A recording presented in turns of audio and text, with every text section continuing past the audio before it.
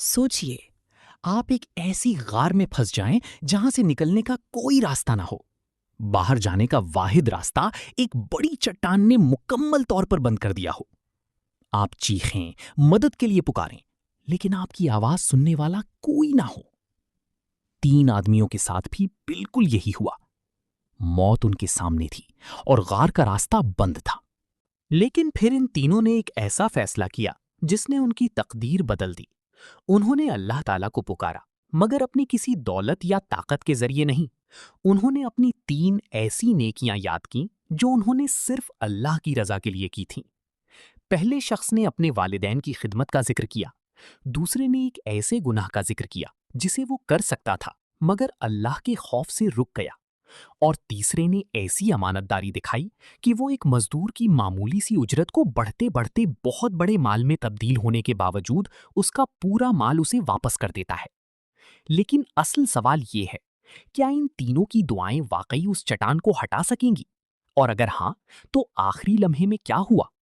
आइए सुनते हैं सही बुखारी में बयान किया गया ये ईमान अफरोज वाकया। ये वाकया सही बुखारी हदीस नंबर 2272 में हजरत अब्दुल्ला बिन उमर रजी अल्लाहु अन्हुमा से मरवी है। 3 आदमी सफर कर रहे थे। रास्ते में बारिश से बचने के लिए वो एक गार में दाखिल हो गए।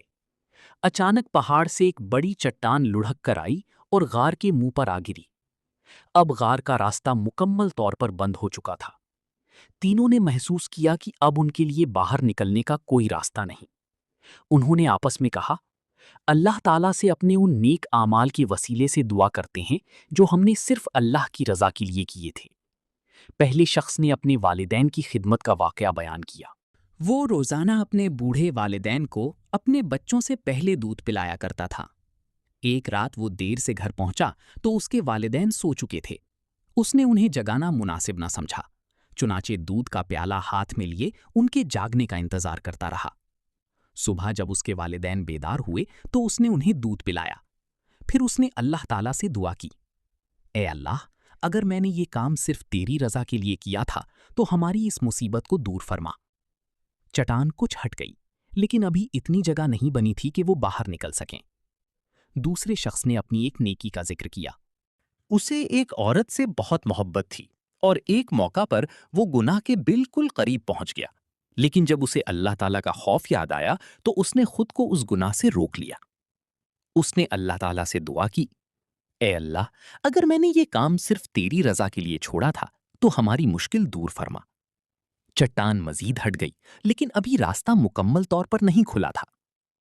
फिर तीसरे शख्स ने अपनी अमानतदारी का वाकया बयान किया। उसने एक मजदूर की उजरत महफूज रखी थी। वो मजदूर अपनी उजरत लिए बगैर चला गया। उस शख्स ने उस रकम को कारोबार में लगा दिया, यहां तक कि उससे बहुत सा माल पैदा हो गया।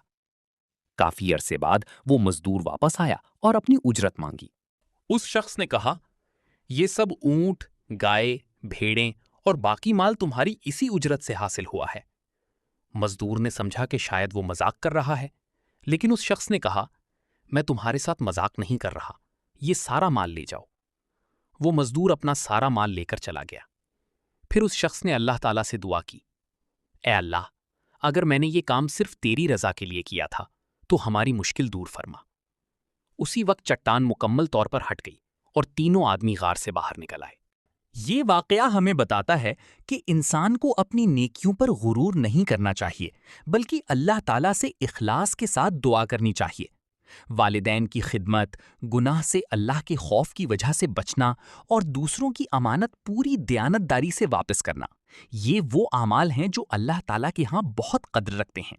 और सबसे बढ़कर ये कि जब इंसान हर तरफ से बेबस हो जाए तब भी अल्लाह ताला के दरवाजे बंद नहीं होते।